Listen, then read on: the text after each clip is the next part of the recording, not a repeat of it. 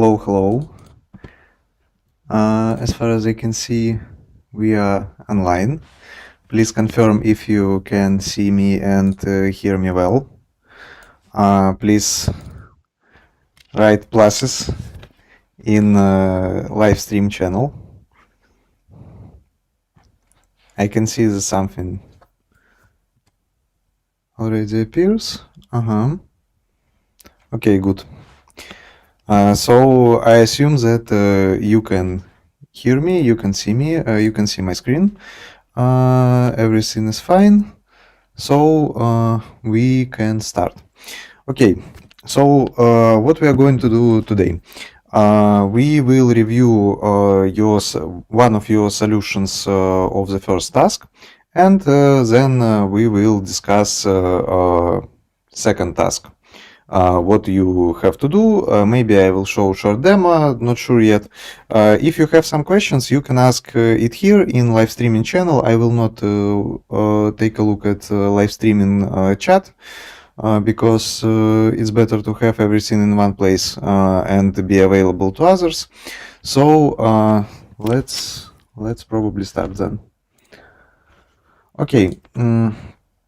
Today we will take a look at the solution from a student with GitHub ID Solasoft 2000. And let's probably quickly take a look at the assignment. You had to implement several functions related with different Node.js core APIs. You had to implement some file system stuff like create functions that creates a new file with predefined name and content.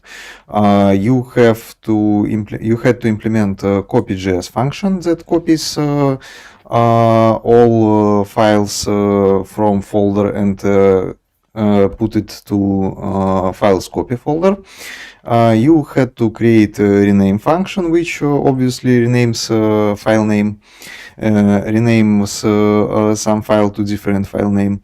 You had to implement delete function, list function, read function, delete function deletes file, list prints all file names from files folder into console, and read function reads file.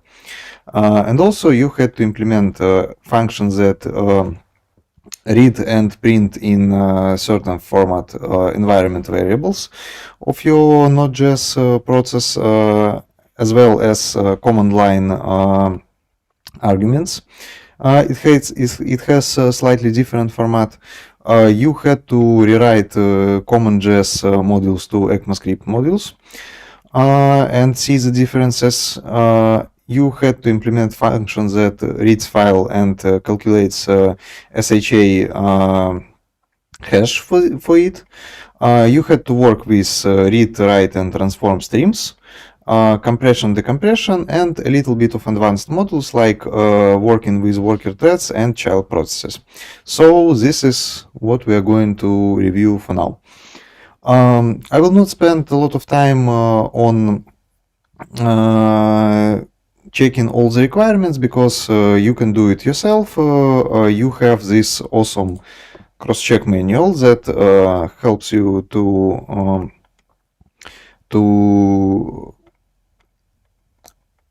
review task properly. And what you need is to take pull request link that you were assigned to, then go to GitHub, clone repository, open it locally. Please don't forget to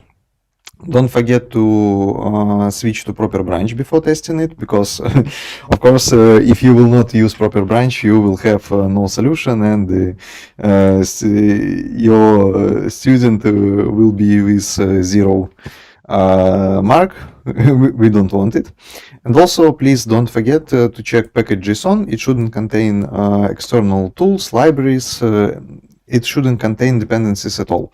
And also, if you see some commits that are made after deadline, you extract a sort of total task score. And then you need to submit your total score with details of cross-check. You can, for example, use score template and just mark points that were implemented correctly. That's basically it. If you have some questions before we start, you can ask your questions here. If not, then we will begin.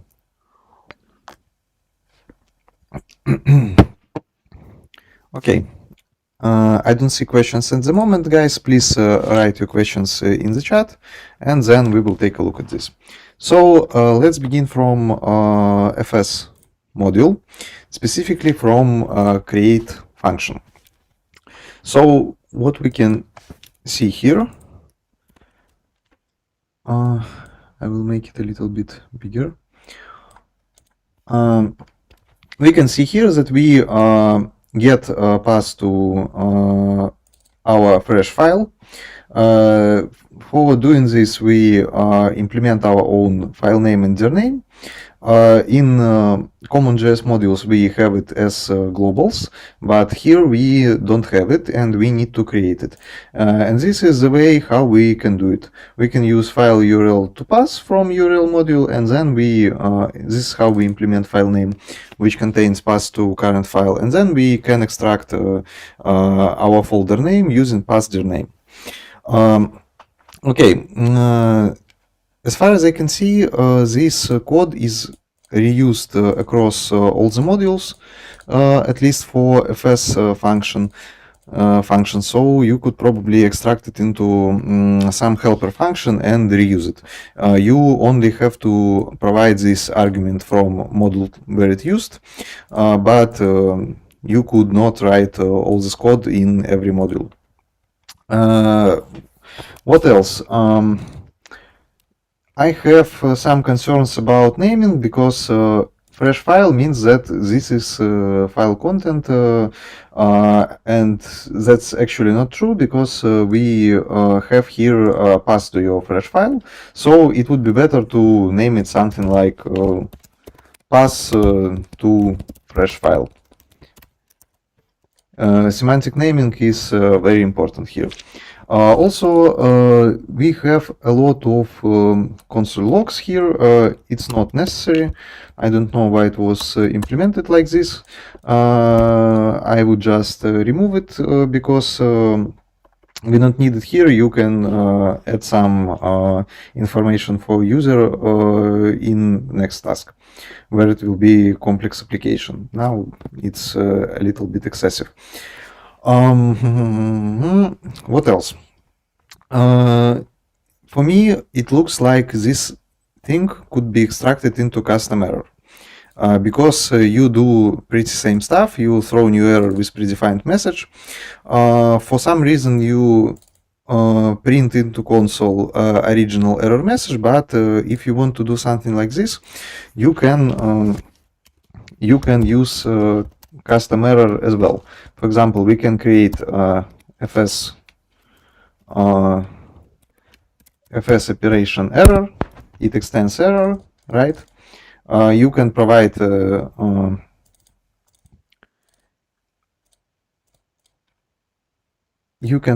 it original error message, or even whole original error, and then you can put it into some property, right? After that, you will just call your super with error message that you need, and then you will have access to the original error message property. That's how it could work. And this custom error could be used in all of your functions. Something like this.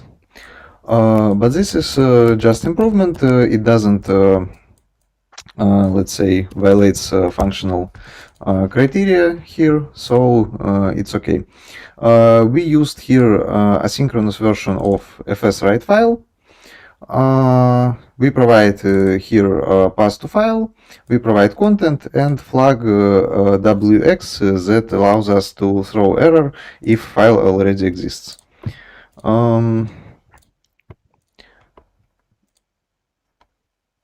And probably we don't need here this nested.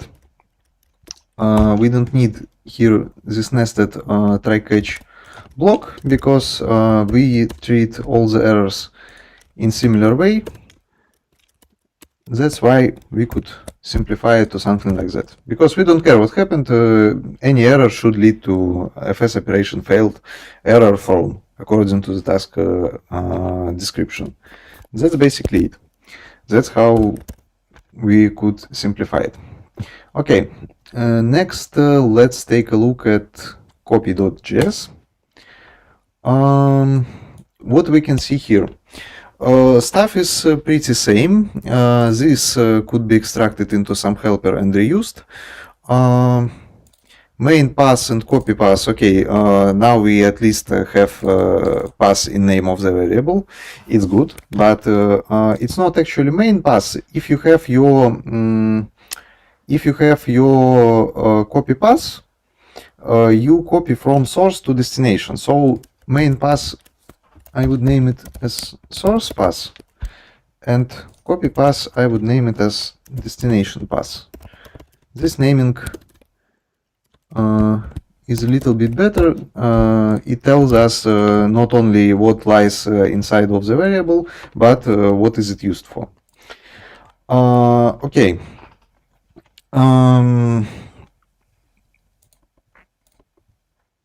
What else do we have here?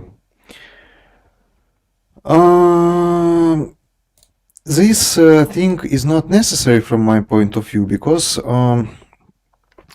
if you, I will explain later why this pattern is not very good when you perform multi-stage checks instead of single action. But actually, if you will try to apply fs read dir on source pass, and if source pass doesn't exist, you will have error. And this error, you can catch it here and throw the errors that expected from you according to assignment requirements. So this is excessive. I think we can remove it, right? Okay, then just a quick, and yeah, sorry, I will remove all these console logs. And we don't need this nested try-catch as well. We need only one try-catch at the top level, according to the task requirements, right? By the way, if we don't use error here, we can just use catch without error. What else? Actually, how do you think?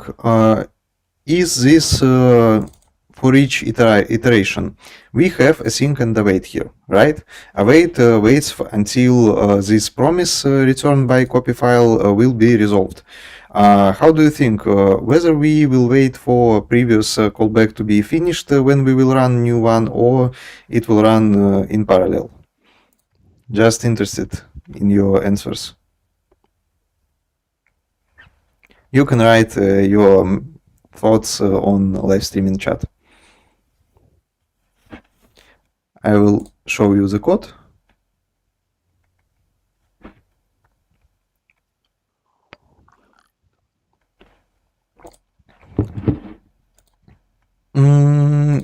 Actually, in parallel.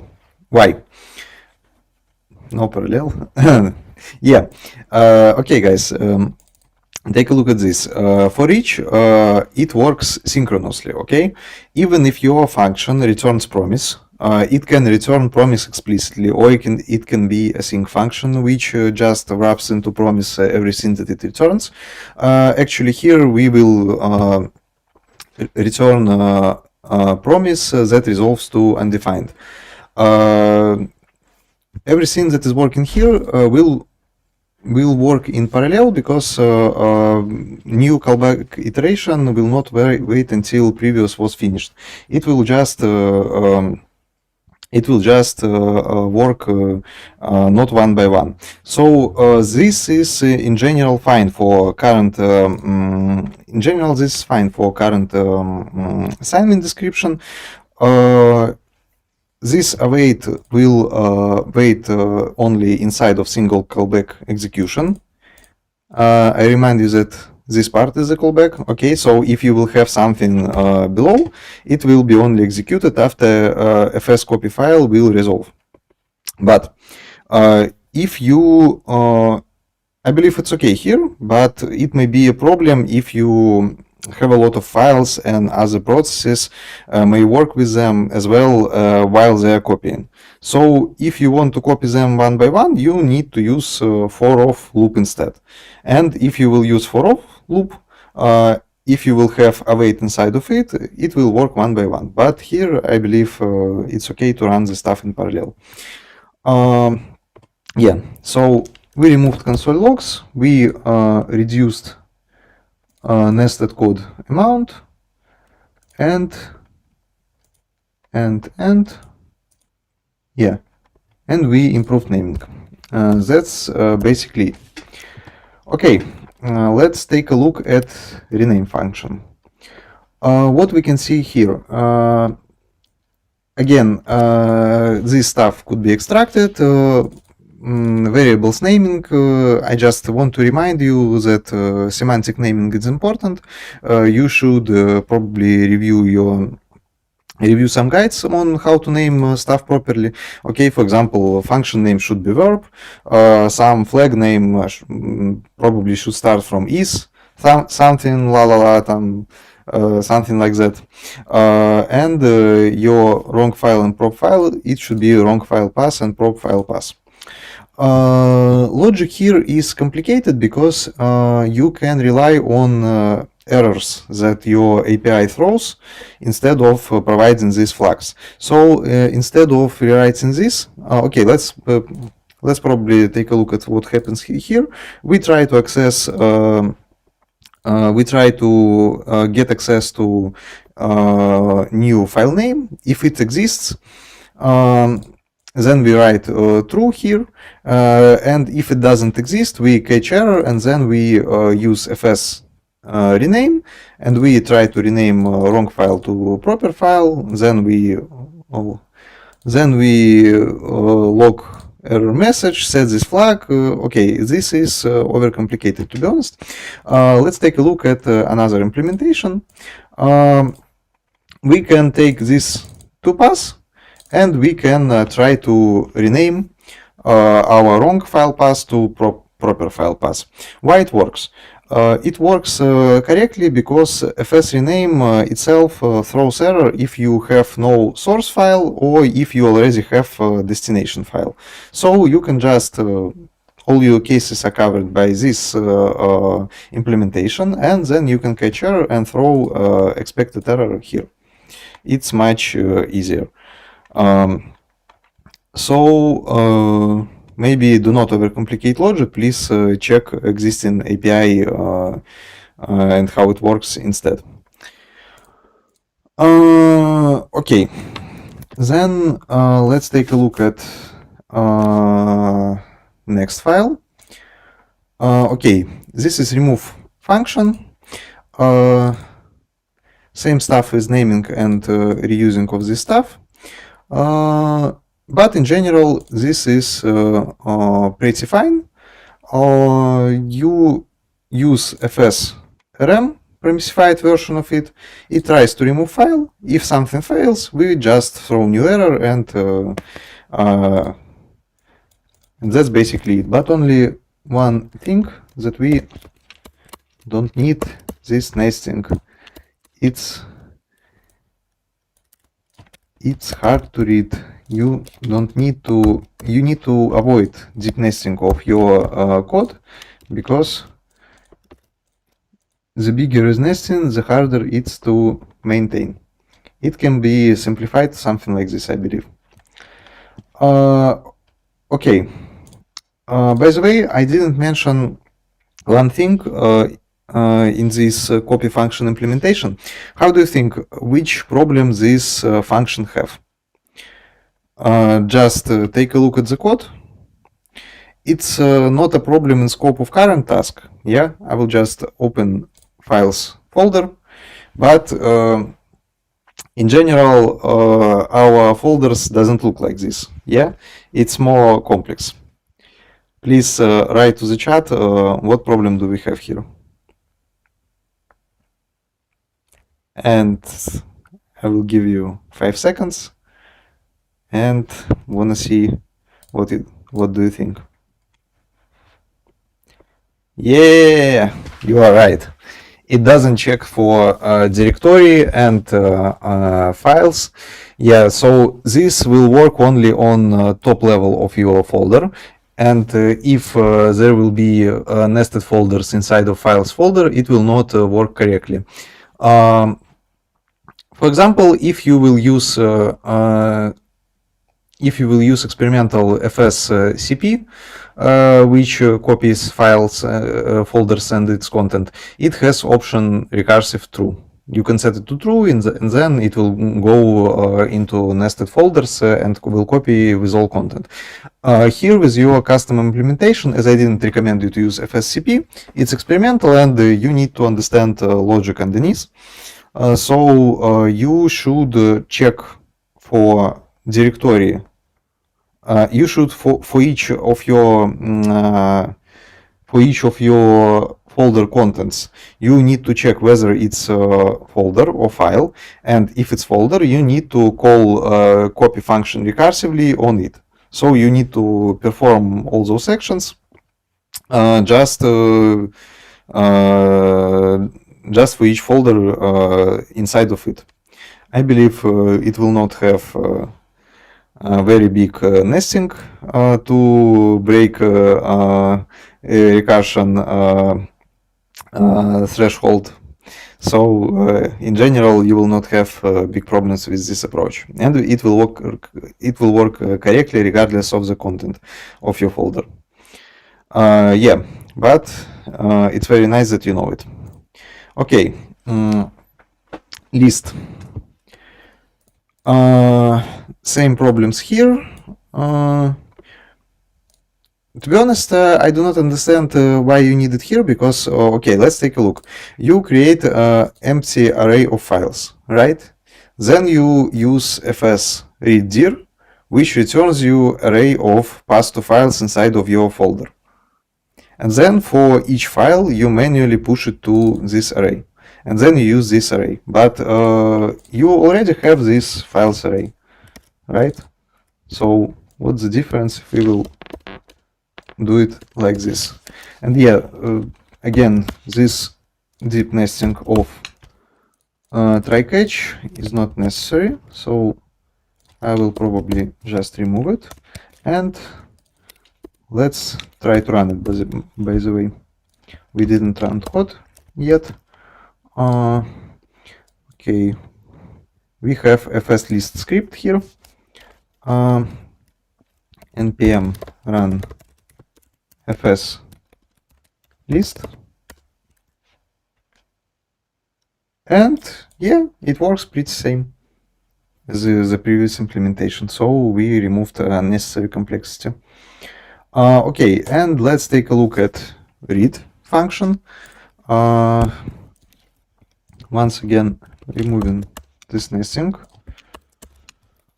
Oh, too big. Sorry.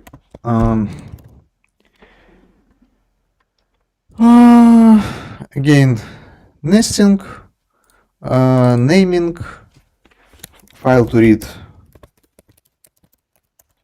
path, right? Because this is path to file. This probably should be named something like file content, and actually it will work correctly. Okay, I believe this is it about FS APIs, and the thing that I mentioned previously is that you should, it's like general advice on using file system API, you should try to avoid using multi-stages actions, as this is not transactional. For example, you do some check by fs access to check that file or folder exists, right? After that, you have, okay, For example, let's probably explain it in code. Okay. For example, you could have these multi-stage actions. It could look something like this.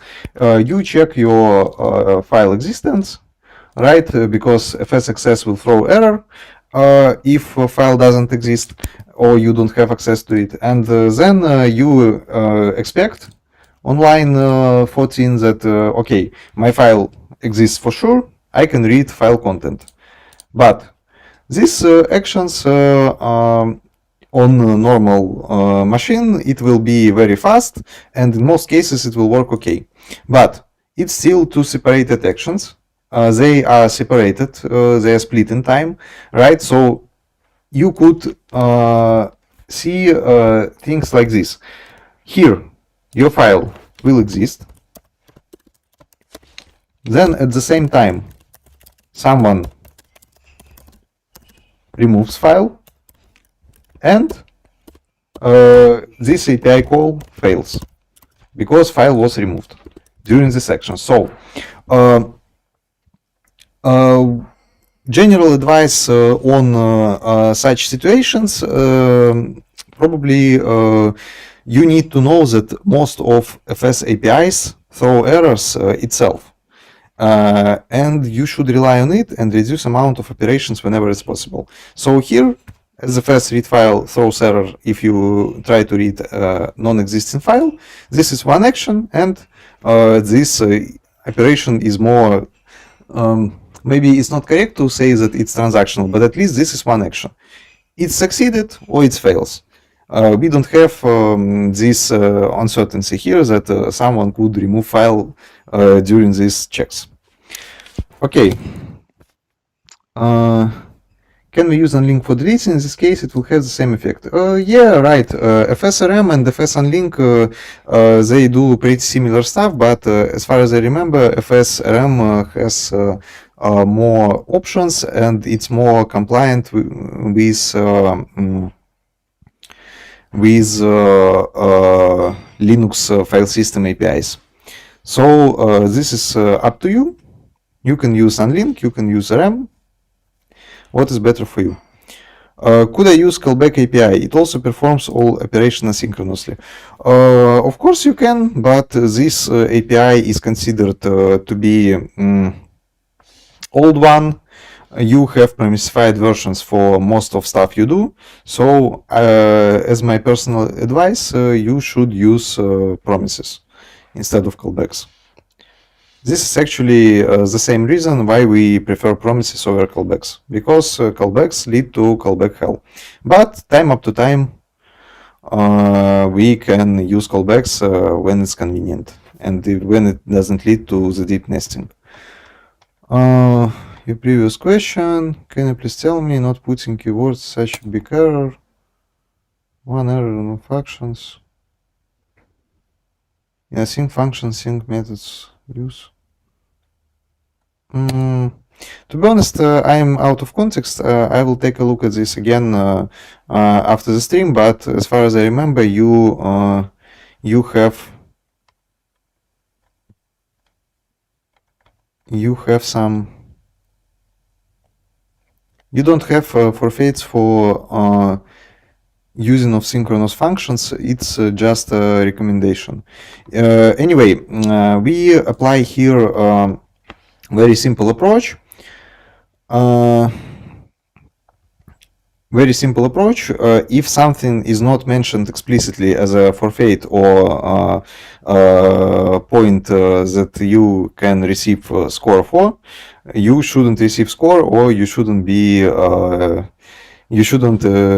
lose points for this. So if there is no explicit forfeit, you can use synchronous functions, but in general recommendation in this task and overall in Node.js, not to use synchronous function if you have asynchronous analogs. Okay, let's proceed. We have a lot of stuff to review. Okay, let's take a look at CLI.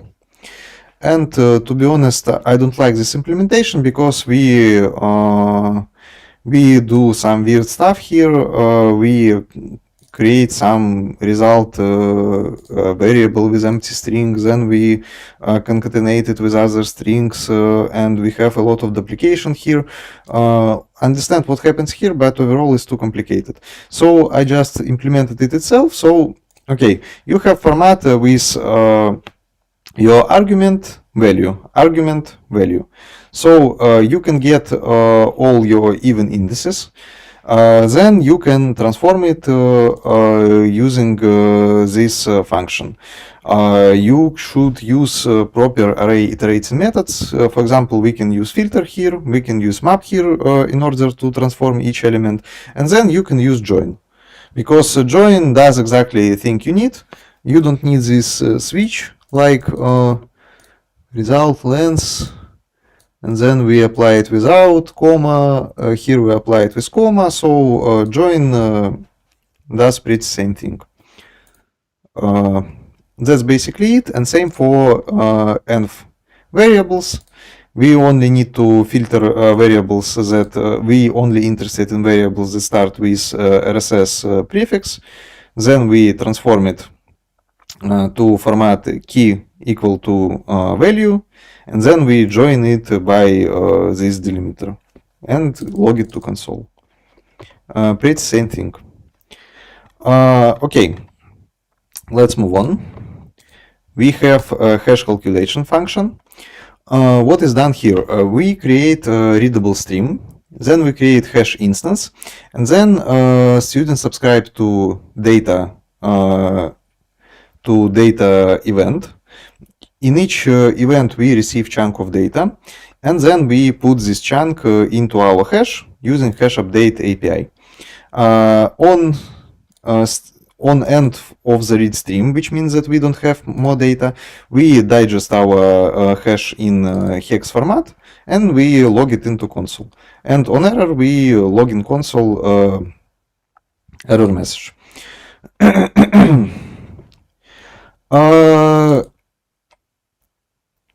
I would not use this read stream resume because it's used when your stream is in post state, and okay, this implementation mostly correct, but you can do it in easier way. So I created my calculate hash 2 implementation. We do pretty same stuff here. We create readable stream, we create hash instance, which actually provides us with interface of transform stream. And what we can do next? We can pipe our readable stream into hash instance, which is transform stream. And then we, for hash instance, because pipe returns us the last thing that is piped, we can subscribe on finish event, and then we log into console our hash content. That's basically it.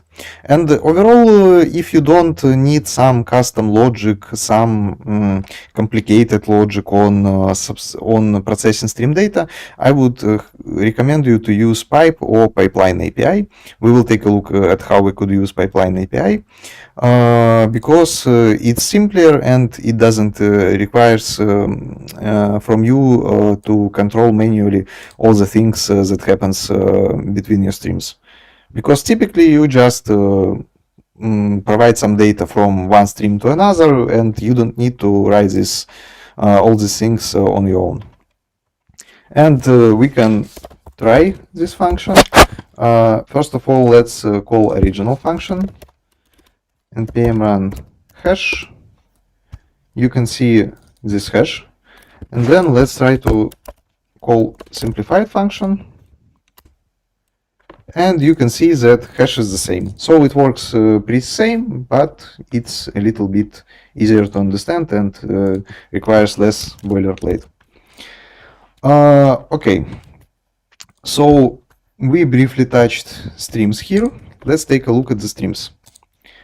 Okay, here you need to write some contents from the file into our default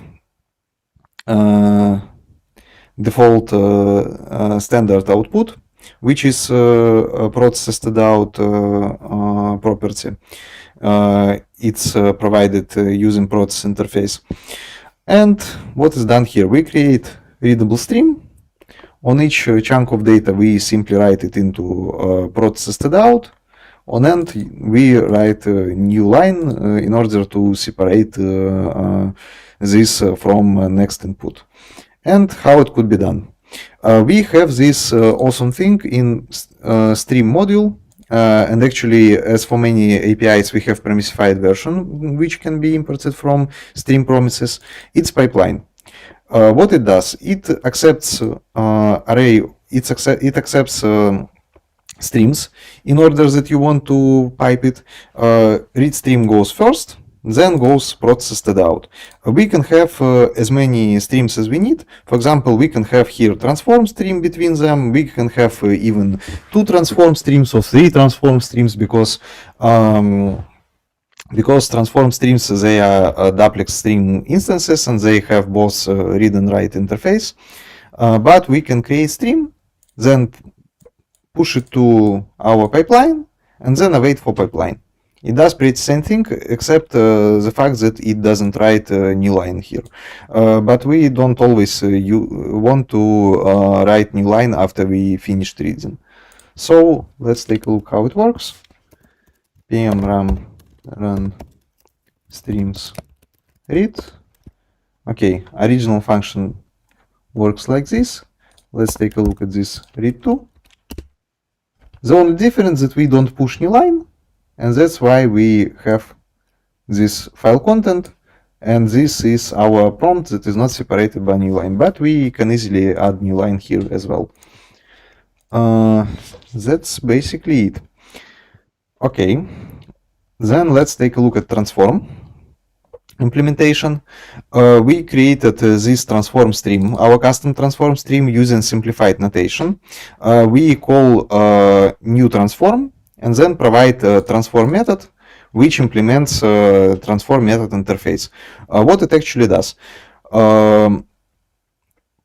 Here we have our transformation logic. In our case, we reverse our chunk. In our case, we transform our chunk to string, then we split reverse join because we need to reverse it. And after we're done, we need to call callback with error, because it provides us error first interface, just as usually in Node.js. Or if you provide null here, you can provide second argument, and here is our reverse text. And we also have this type here, it's not very interesting, so we can remove it. And you can see that we pipe process std into our transform stream, and then we pipe it into stdout. It's okay. In general, this code looks fine, except the fact that if you don't use variable, please use underscore here. But in general, we could use pipeline, and it looks a little bit easier, because we can simply put all these streams here without multiple calls of pipe. And by the way, it has one more difference related with error handling. Maybe you know what's the difference between this syntax and this syntax, which is easier if we want to handle all errors the same way. You can write to the chat.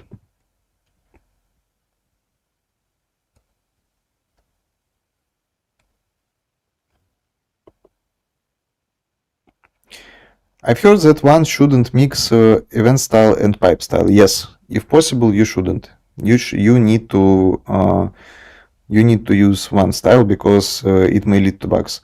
So the question is how to catch things like exit, finish, and pipes.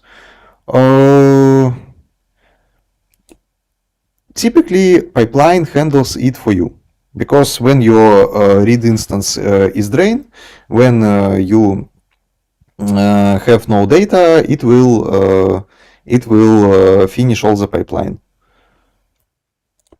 So basically, I can do something on events, do not affect flow directly, like message, data, you name it. You can do, but as streams works very fast, you should avoid complex logic there. You should do something atomic and not complicated. You wanna add new line in pipeline or delete the annoying. I don't get the question. Okay, regarding this, you are right. You shouldn't mix styles. Question on how you handle exit, finish, and so on. As I mentioned, if you need some custom logic, if you need to perform some custom actions on different events, probably you should prefer event-based API because your logic is complicated. If you need if all you need to is to simply pass of data from readable stream to writable stream instance, you probably should just use pipeline or pipe API. That's it. Okay, then let's take a look at write implementation. And what do we see here? We create write stream. After that, we use this function, which is named as not a function because probably this should be named something like print cursor or something like this. Then we subscribe for data event for process stdin. Then we trim our chunk, check for this .end content, and then if this is end, we end our write stream. If not, we write into it.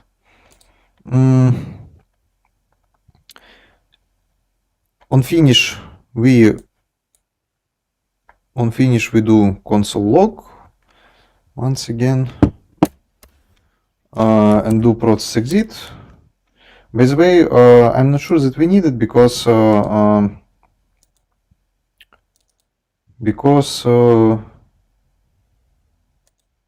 it should work without it. Let's check. Because when your writable stream is finished, you have no more data, and this file should be stopped. Streams, right?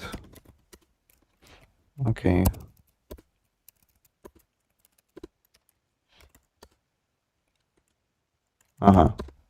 Okay.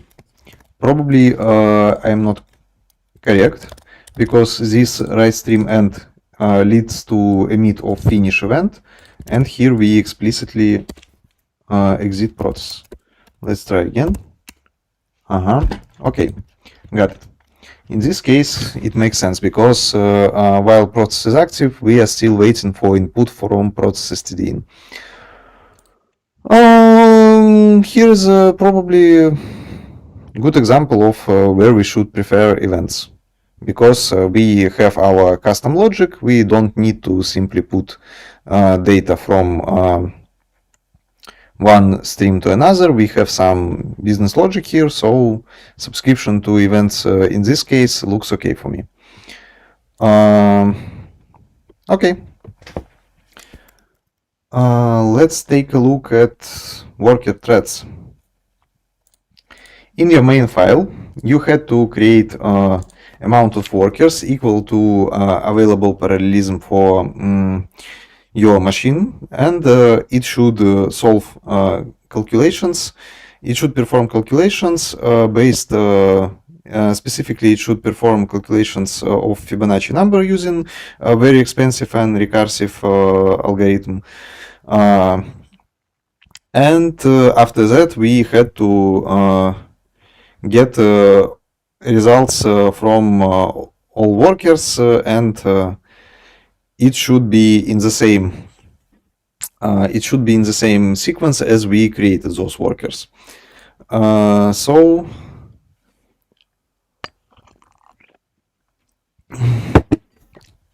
let's take a look. What do we have here? First of all,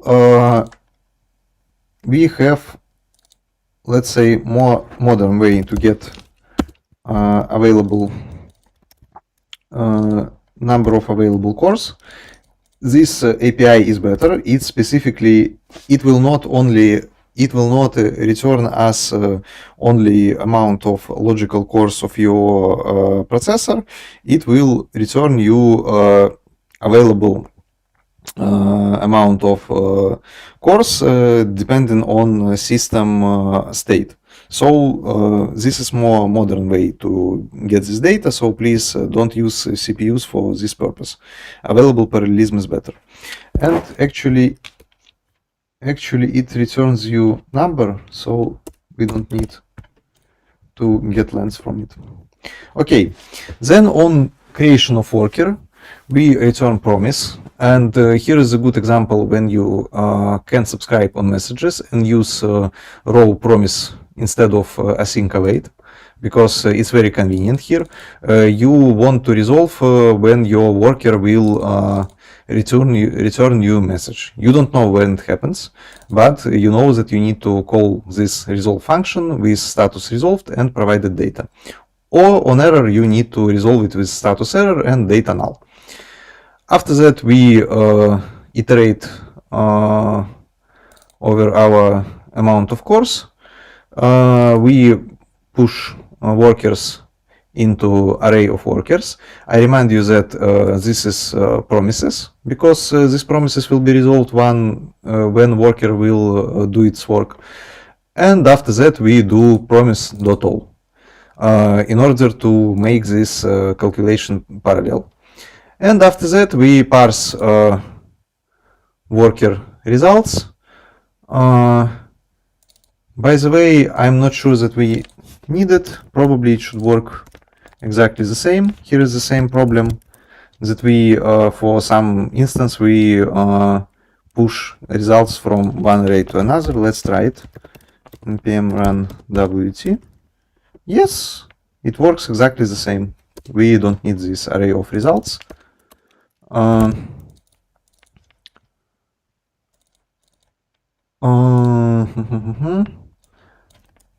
Okay, and let's take a look at the worker implementation. We have this stuff named worker data. This is something that our worker receives from main process. And we have parent port API that allows us to call post message, and we post our calculation result here. I'm pretty sure it doesn't look complicated. We have here a line to check that if some of our promises will have errors, we will have proper status and data null. Let's try to run it.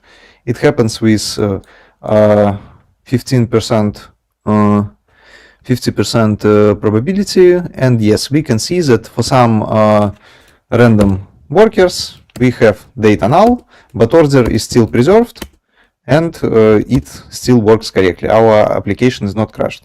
Very good implementations. I have no questions to it.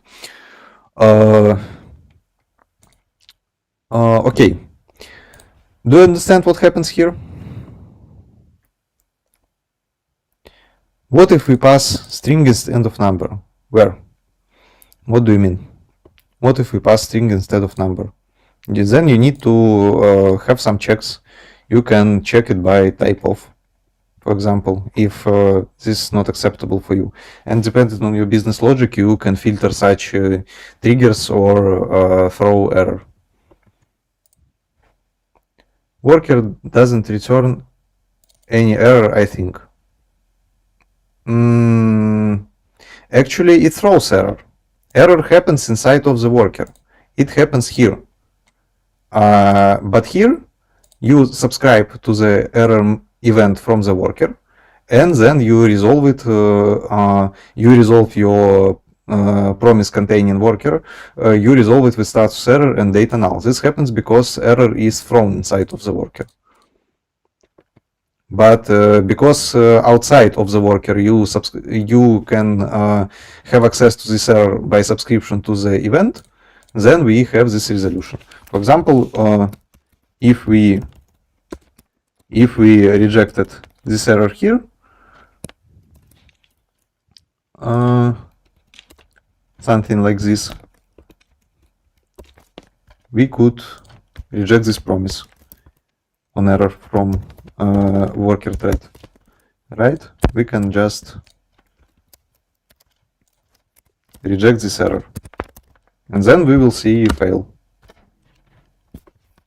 Exactly this generated error, because one of the promises from our workers in promise all is rejected, then whole promise returned by promise all is rejected, and we have here unhandled exception, and we have it in console. That's it. Are there alternative approaches to make sure results are in the same orders as worker were created? But why do you need alternative approaches? This one is pretty good because, first of all, when you push it to array of workers, each worker has its own place. Then you can use this array to to have parallel execution, and that's very nice.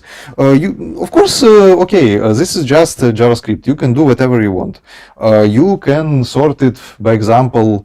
You can get a current timestamp on creation of each worker and push this data to worker, or store this data in main thread, and then you can sort results by this timestamp of creation, right?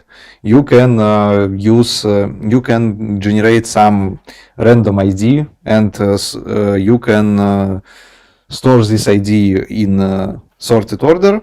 For example, in ascending order that corresponds with your worker's creation, and then you can map these IDs to responses. But it looks complicated. This one is very easy to understand, but it's doing whatever we need. So I would stick to current approach. Okay. And we have zip part. What do we have here? Sorry. We create readable stream, writable stream, and compressed stream. Actually, our zlib library provides us API to do so. We have this creates gzip creates for us transform stream that compresses our data, and then student did this thing. He done multiple pipes. Actually, we could use pipeline here as well instead of pipe. Same stuff here, but we created g-unzip.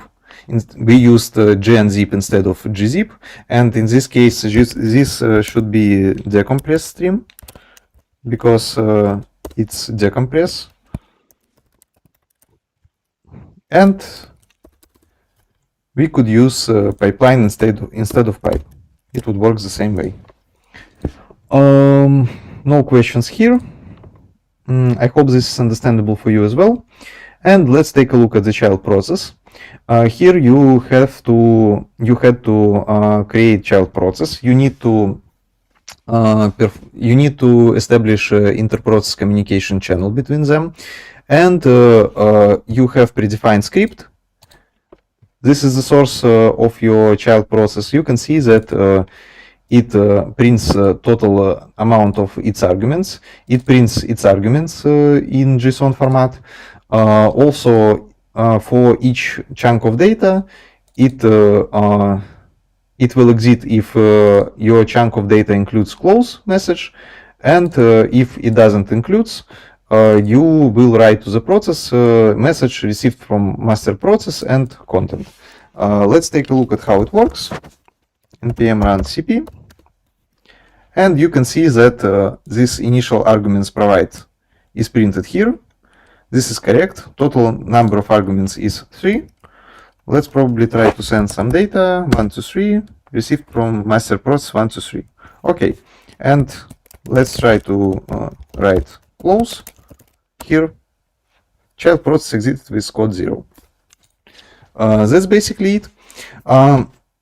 What about spawning of child process? Here student used fork method, and this is a specific method that creates that is used to create Node.js processes. Of course, you can use spawn, but in this case, you need to establish interprocess communication channel yourself. And child processes created using fork have this channel by default. By the way, option silent false is unnecessary here because it's false by default. If it would be true, then all your child process standard input, output, and std stream, they will be piped to the parent. If not, they will be like inherited from the parent, and that's how it works by default. So no need to provide default options and override it. Okay, do you have questions about does Node have worker thread unions?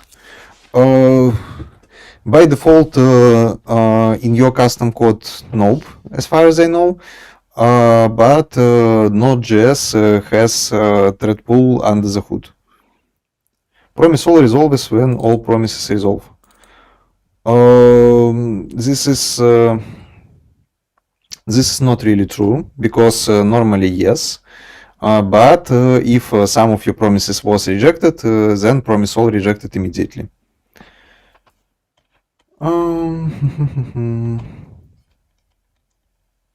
Yes, we could use promise all settle here. Function to crash. Yes. Is it right case to create fork with IPC option, then pipe std streams with each other? I think that nope, because if you used fork with IPC option, it's std in and std out already connected. Child process std out should send data to master process std out. Of course, yes. What you can see here is okay, guys. When we see input in when we see output in console here, this is output for master process std out, right? So what I provide here, this is what my child process sent to master process, and I can see it because it's my process std out is connected with my child process. That's how it works. Okay.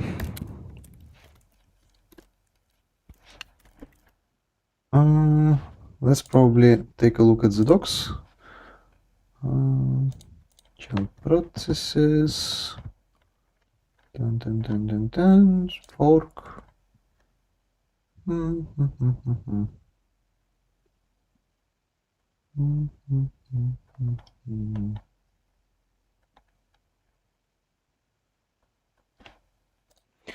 As far as I understand, here without it, it would not work, but let's check.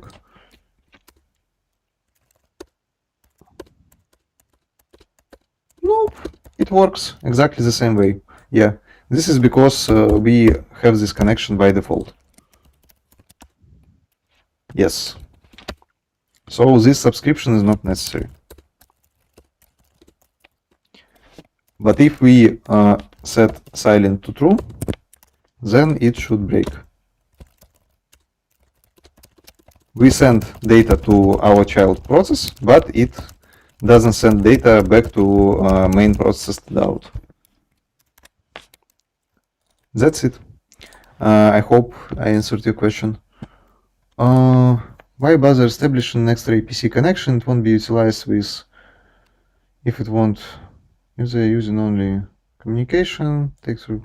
I don't get what you are asking about. I mean that if we have a default IPC connection out of the box, we shouldn't use all this subscription. I did measure it of pre-compressed file size. Original was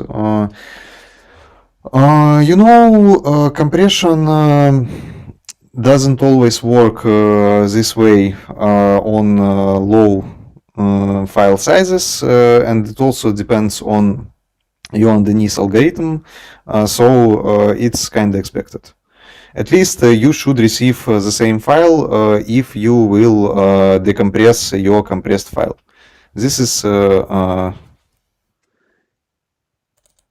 stdio pipe IPC. std.io, it just overrides silent option. How can we see debug child process std in std out then? You can put some stuff in your easy way to debug is to put some stuff into your child process code. Why do you need to debug by listening to child process? This is your code, you have access to it. If it was external process somehow, then yes, you should probably listen to process std out, std in.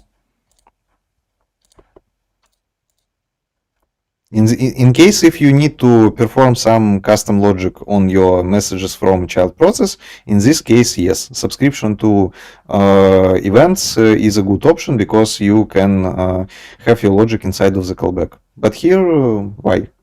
If all we need is just to connect child process std in to child process std out to master process std in. It's overkill. Unnecessary customization. Okay, guys. Let's move forward.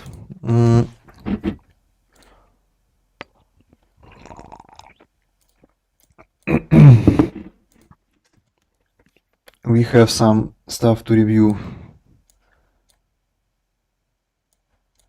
We are not done yet. So your task was to you had this file that you see on the right side, and your task was implement its equivalent in ECMAScript notation.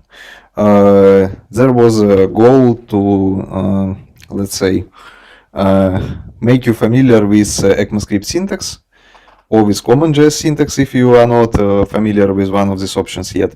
So what do we have here?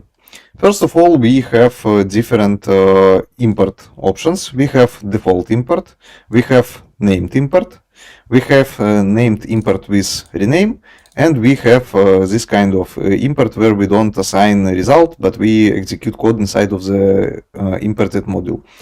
Then we have this our, let's say, source of random, and if random result is bigger than 0.5, then we import one object. Otherwise, we import another object. And you can see that you can use require not only at the top level, it can be used inside of the nested, it can be used inside of the block codes, functions, whatever else, so we don't have problem here. After that, we log this code in order to check that it works correctly. After that, we print path to current file and directory. We use for this globals file name and dir name accordingly. You can see that we don't create it here. After that, we create simple HTTP server and just run it. And after that, we have this exports syntax that overrides module exports object with our unknown object and my server. What do we have here? First of all, we need to create a file name and dir name, because if we wanted to import it simply using this syntax, you will get error, because imports can be used not at the top level. For this purpose, we can use dynamic imports, which works this way. We can await import call as a function but it's important to understand that import is not a function. This is still a specific word. So you can have this question on interviews, whether import is a function or not. Import is not a function. And we can provide some additional options type, because this option is experimental at the moment. You can provide option with type JSON, or it was assert in previous Node.js versions, and in this case you will import a JSON or b JSON. So this works correctly. Dynamic imports can be used not at the top of the module. Then we print file name and dir name that we get from our, let's say, custom creation of file name and dir name. We already see it on FS module. Then we create our server, we run it, we log into console unknown object, and then we export unknown object and my server. And this is exactly the same export as here in ECMAScript notation. Looks okay. Let's probably try to run it. npm run modules. Okay, so we have this hello from CJS from this import. We have pass segment separator. We have our release and version. We have default. We have one of the objects, and then our server is listening on port 300. Sorry, 3000. And we have a warning about experimental modules usage. If we want to avoid this, we just need to use fs read file here instead of this. And by the way, it's important to know your limitations, because in Node 12 it works correctly. But as far as I remember, if we will switch, for example, to Node.js 18, I'm not sure that it will work correctly there. So let's try to switch, and let's try to run it again. Yeah, it fails, because it says that you need import assertion of type JSON, so we need to replace this with assert, which is currently deprecated. Yeah, in this case it will work correctly. It was really up to you, use JSON imports or not. I'm sure that soon it will be available without experimental flag, but for now, at least I don't recommend it. Recommend you to use it in production, because this API is unstable and might change at any time, as warning says to us. Okay, so that's basically it about your first task. Maybe you have some questions. I will answer it shortly. So if we just create a child process with fork, it means that we did task correctly. Yes, you meet functional criteria. It works correctly. Why not? Thank you. I did it 5 streams later. Should I reduce score if zip copy is not implemented in fs copy? No, you don't have such requirements. You only need to copy content of files. Why not require? You can create require, but mainly it's used for compatibility with CommonJS modules code. So create require for imports in modules, JSON modules. Maybe it's fine. At least this is not.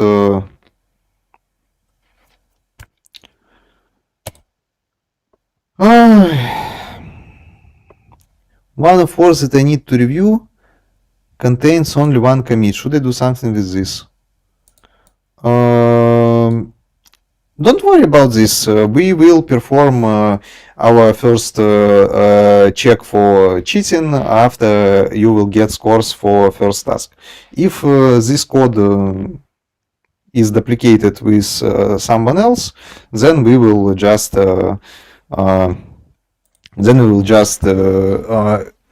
expel the student. What you should report if you see identical repositories, and in this case, if you see that someone of the students steal code from another, then you can report it directly. Each other will be handled automatically. Don't worry about this. In child process task, should parent process be closed by entering close in console or in child process? I assume that both processes. It's logical at least. Result is printed without is. This is partial implementation. It's in correct format. Is different and console log unknown object default. Console log unknown object modules.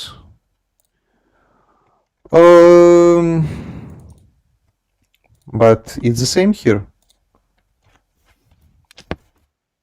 What do you mean? We print unknown object here and here. This is minor, I believe. But you can decrease points for this. At least half.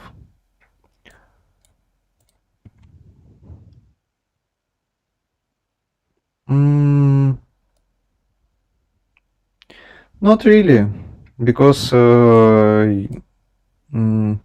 pass resolution more commonly used approach is when you provide pass segments one by one, not just full pass. In this case, you don't need to use pass module. Okay, guys, please just check cross-check guide and cross-check criteria for this task, and most of your questions will be answered. Any general advice on learning Node.js? Some things to pay attention to.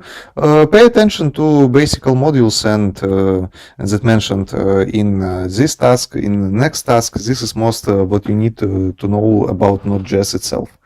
Then you should learn some technologies like databases, some framework, some backend related technologies, probably cloud, most likely cloud, I would say, because all modern applications based on the top of the cloud.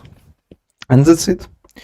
Yeah, thank you. In general, what is good about this work is that you have consistent code style.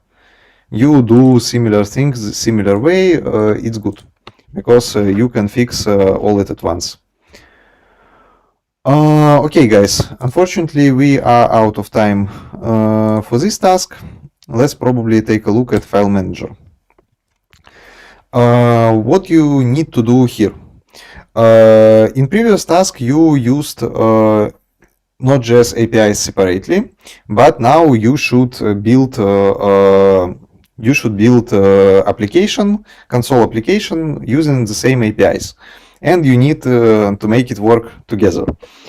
So you will implement CLI interfaced file manager. How it works? You should implement npm script start that will allow your users to provide username. Then it greets you. It says you welcome to the file manager username. Then you should handle Control or Command C press or text exit in console, and after that your application should stop working and say goodbye to you. After each operation you need to print pass to working directory, which says you are currently in, and pass to working directory. Of course, this is stub. It should contain a real working directory. And you have some operations. You have navigation operations. For example, you can go up. This will lead you to folder you are currently in. You can go to some specific path. This can be absolute path or relative path. It should work the same. You can print content of your folder. in the following format. You can read file, you can create empty file in current working directory with some file name, you can rename file, you can copy file, move file, delete file, pretty obvious. Also, you can get some information about file system. You can default system end of line and print it to console. You can get host machine CPUs and model and clock rate in gigahertz for each of them and print it into console. And that's where you need to use CPUs, because available parallelism will only provide you with number of logical cores that available for you. Also, you can get home directory. This is system home directory, and get system username. It's different from username that you provided on application start, so don't be confused. And also you can get CPU architecture for which Node.js binary has been compiled and printed into console. Also, you need to implement hash calculation for file. We already know how to do this. And also we need to incorporate those compress and decompress operations into our console file manager. What else do we have here? We have basic scope. That application properly accepts username, prints messages, exits on Ctrl+C or exit message. That operation fail doesn't crash application. It's important that none of your errors inside shouldn't crash application. You already know how to handle errors. We did it in previous task. You have extra points for each operation that it works correctly. And also you have advanced scope. Here you will not receive points if you will not meet this criteria. All operations marked as to be implemented using certain streams should be performed using Streams API. For example,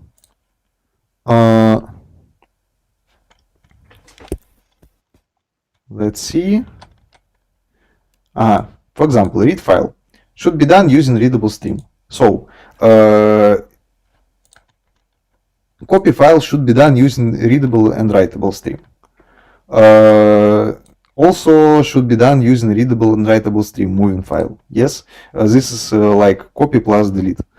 So if all functions, all functionalities that marked like this uses streams, you not just read file using fs read file, you use Streams API. In this case, you will get 30 extra points. And the same for not used synchronous functions.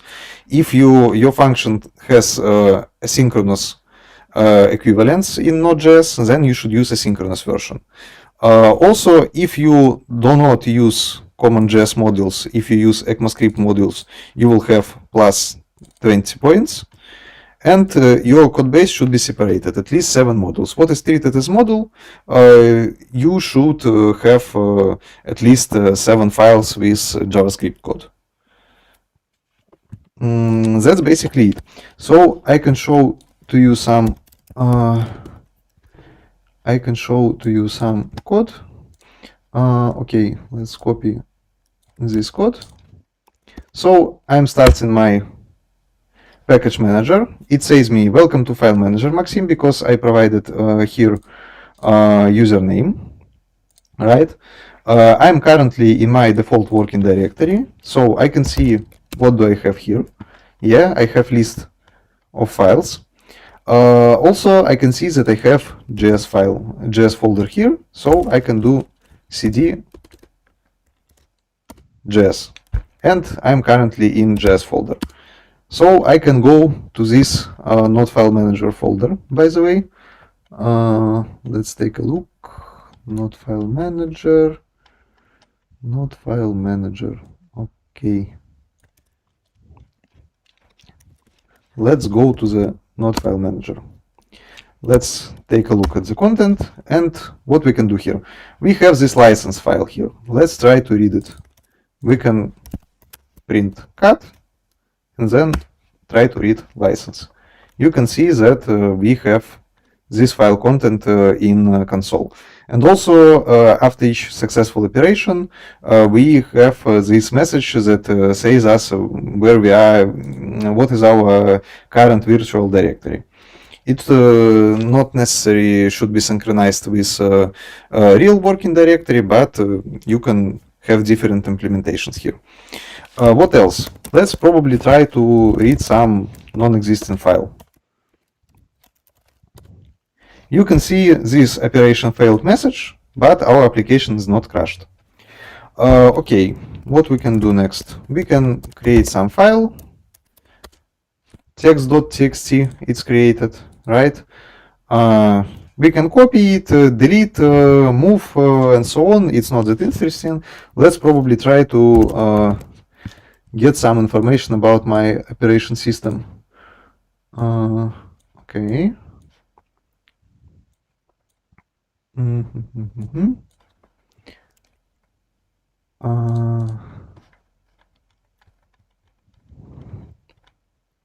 Okay, let's probably try to take a look at our default end of line. And of course, you see nothing because it will be white space symbols and it's not interesting. Let's try to take a look at my CPUs. We have this Apple M1 Pro. We have 1, 2, 3, 4, 5, 6, 7, 8 logical cores. There is something wrong with speed calculation in my demo. Probably you need to take a look how it works on Windows and on Mac. Because as far as I remember, one of the platform returns result in gigahertz and one of them return result in hertz. So you need to pay attention to this. Let's probably try to get my home directory. Yes, this is my home directory, and if you remember correctly, we started from this point. Let's try to get my system username. As far as I can see, it's my name, my real name, not what I provided as my username. Let's try to get architecture of my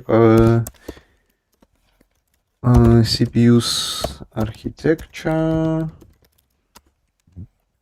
It's ARM64. Okay. We will not calculate hash and compress and decompress files. It's not interesting. Let's take a look and what we have here. We also can go upper using up OCD to dots command. We are going to the root folder, and then we are not going upper because we in the root folder. On my Mac, I have one system drive and one root folder. On your machine with Windows, you can have more system drives, and please pay attention that you should these operations related with navigation or with paths, it should work correctly from one drive to another. For example, if you are on drive C and you want to copy some file on drive D, it should work correctly. You have a path module which helps you to resolve all your paths. Okay, that's basically it. Maybe you have some question. Who provides this work for review? Remember who provides his work? It's not easy to put your work on display.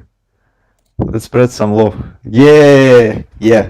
Big thanks for you. By the way, many of you send to me your works, but unfortunately, as you can see, it took around 1/2 an hour.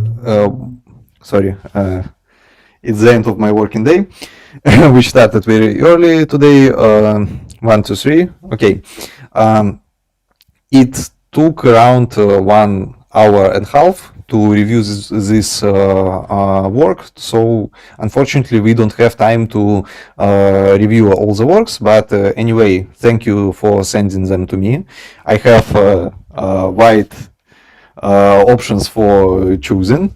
So please continue to send your works for review, and maybe one day your works will be reviewed on the stream. Okay, I'm trying to implement cd command. When I write cd d in console, I end up in current development directory and not in root of the disk. I'm using process change dir if write. Maybe, to be honest, I don't have exact answer to your question, but maybe this is how drives signatures are resolved. So maybe this is just a correct way to go to the system, to another drive.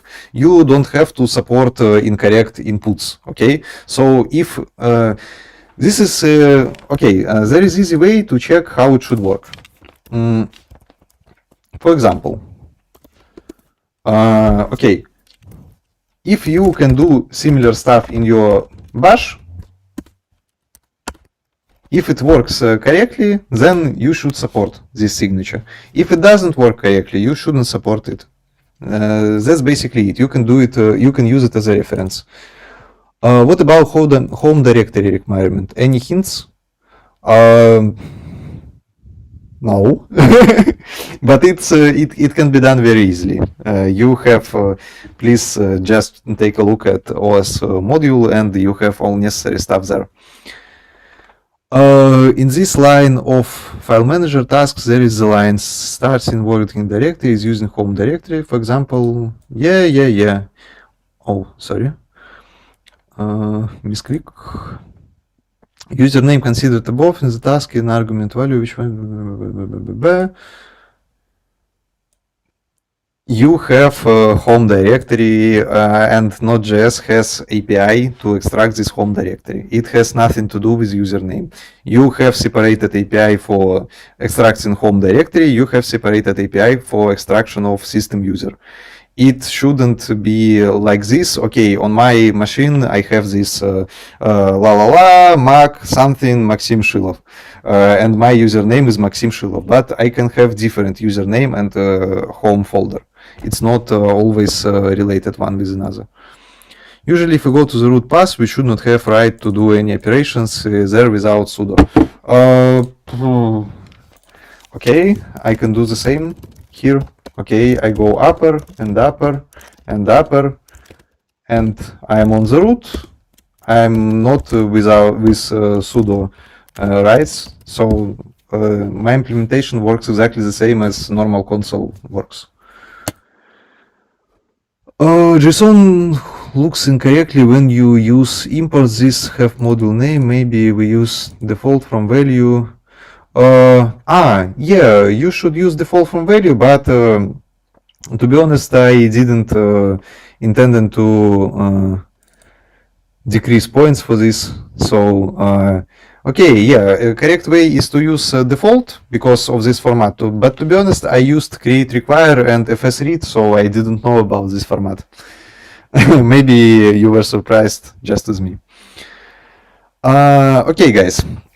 So you have your next assignment. You have assignments to review.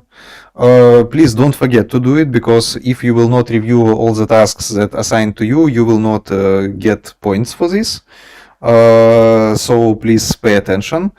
And good luck and have fun. You will have recording of this session. It will be available for you if you were not able to join online. And goodbye and have a nice evening. Bye bye.